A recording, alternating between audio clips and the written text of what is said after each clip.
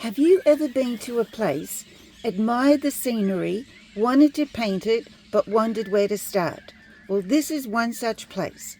My name's Anica. We're in a place called Yarraman in sunny Queensland. We'll take a look at how to simplify the scene by choosing what to keep and what not.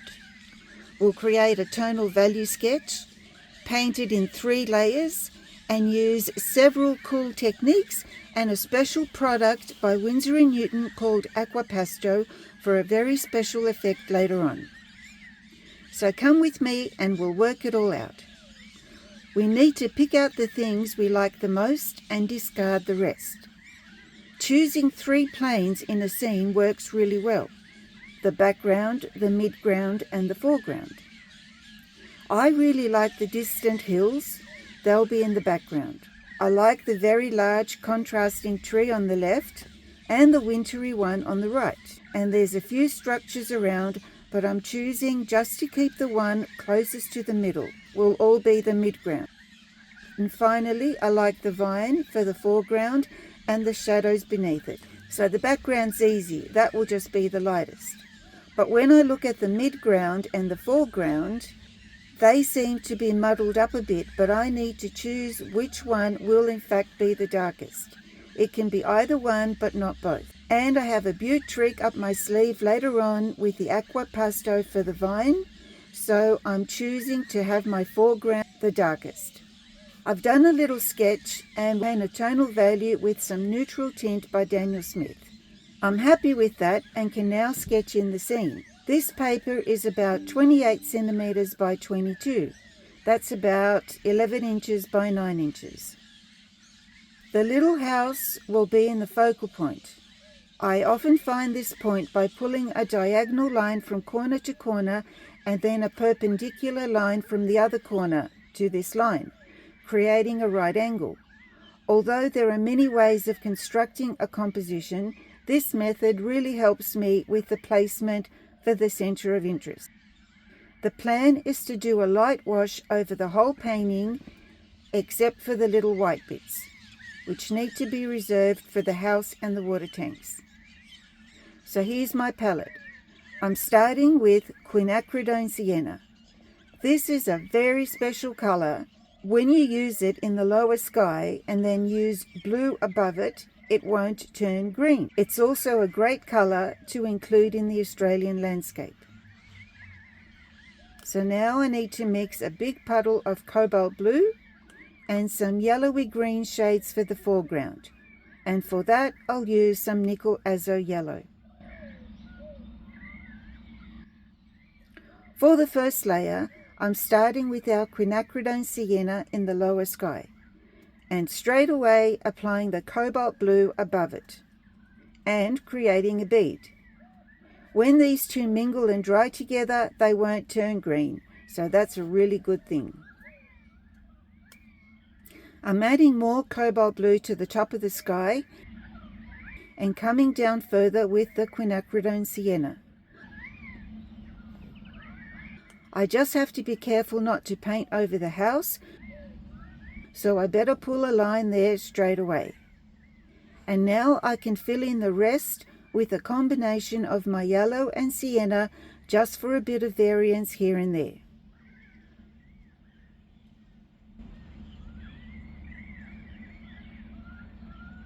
I want to keep this wall white of the house.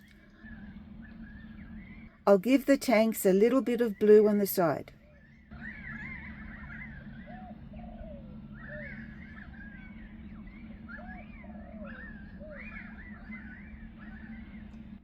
So nothing else for now, other than quickly lifting some paint off the fence with a damp tissue.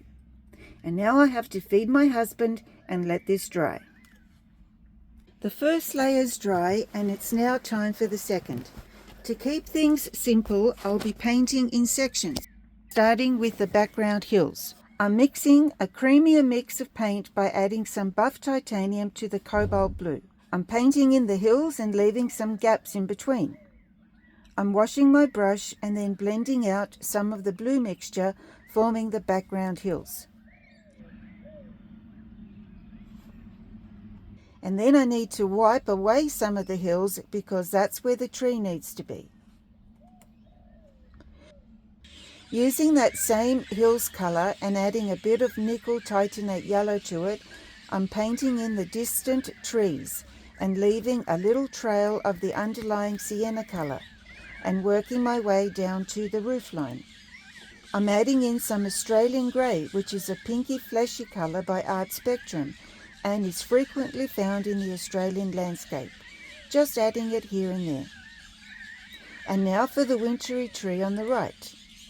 I'm using my number 3 Polina Bright mop brush, and with a coffee-like mix of Quiacridone Sienna and my splayed out brush, I'm making some marks like this for the tree and then giving it a splatter.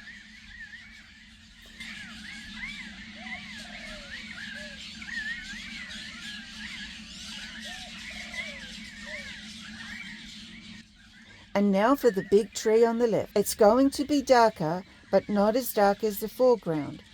So again, I'm using my Cobalt Blue and a bit of the nickel Azo Yellow for a green.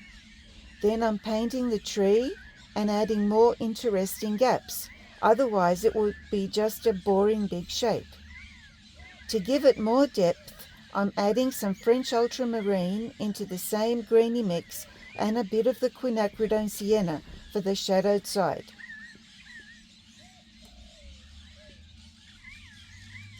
To balance it all out, I'm adding a tree over here next to the wintry tree.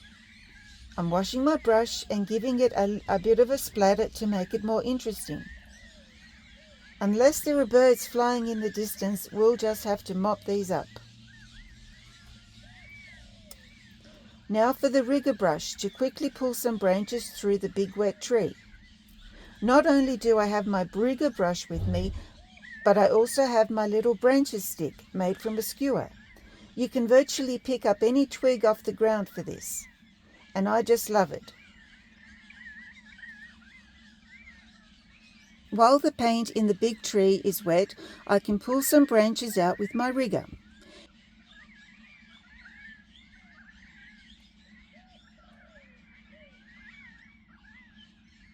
And then on the other side where we have our wintry tree, I'll use my branches stick with a bit of buff titanium and the Quiacridone Sienna. I really love the organic shapes this little stick can make. Things dry very quickly when you're outside, so you just have to go with the flow. I'm quite happy with that. Just need to add a little bit of splatter of green in through the sienna tree. This will help to unify it. I just need to protect the rest of the painting. Oops. Yeah, no green pigeons up there, my friends. And for these drips here, I just need to spray them down and leave them. And then we can come back and work around the shed and put in the vine. Now it's dry and time for part 3 of the painting.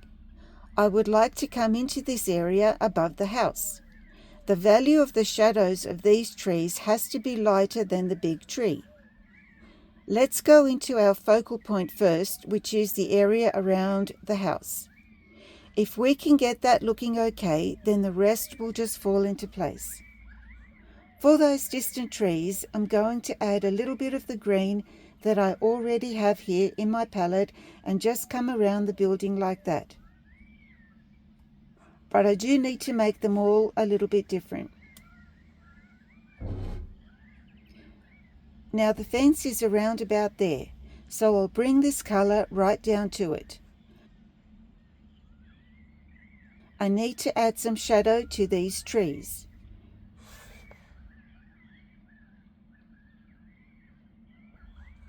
Now I'm using an angular brush for the building, with a soft grey for the shadows on the wall. And that will be with a bit of buff titanium and a bit of the blue that I have in my palette. So I'm coming down like this and working my way around the water tanks.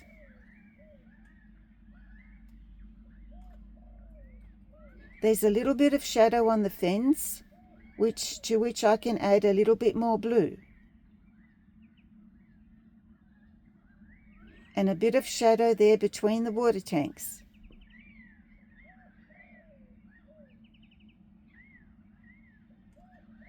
And a window, just a downward stroke. Now for the winterly tree. The best way to make it stand out is to negatively paint around it. To do this, I'm taking my sumi brush and splaying it, and now I'm going to work my way into the tree from the outside in. But it does have to be a little bit darker than I've got it.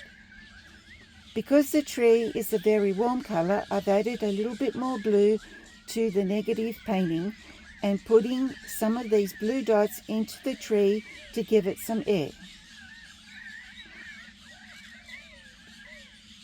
And now I'm just going to wash away the harsh edges.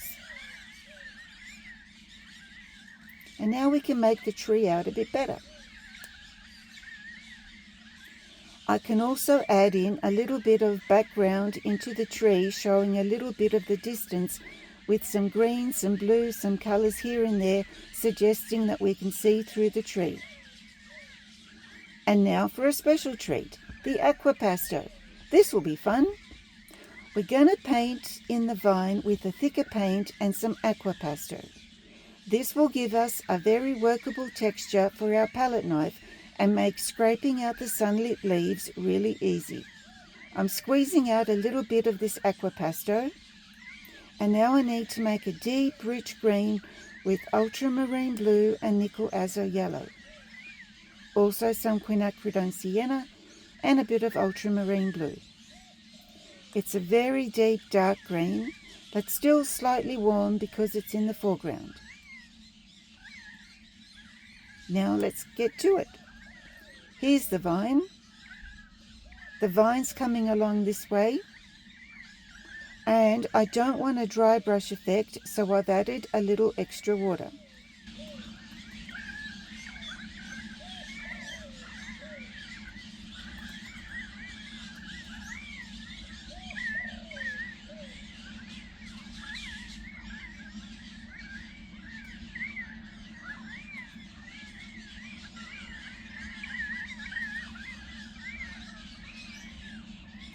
And I don't want the sun drying things on me either. I'm going to give it a really light spritz to make sure it's not drying.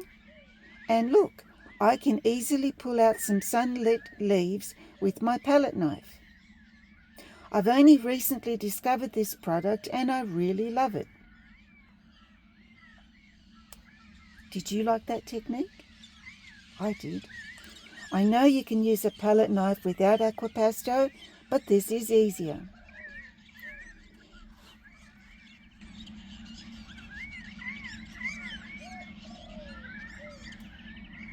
Now all we need to do is to add in some posts. I'll use my rigger brush for that. We don't want our posts to be too straight either, or to be spaced evenly apart. And we'll have to add some wires along the way as well. We just want to tell the story.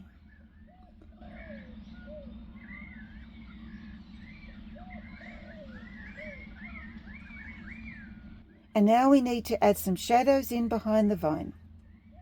For the shadows on the grass, I'm adding a little more water to my existing green mix to make it a little bit more transparent.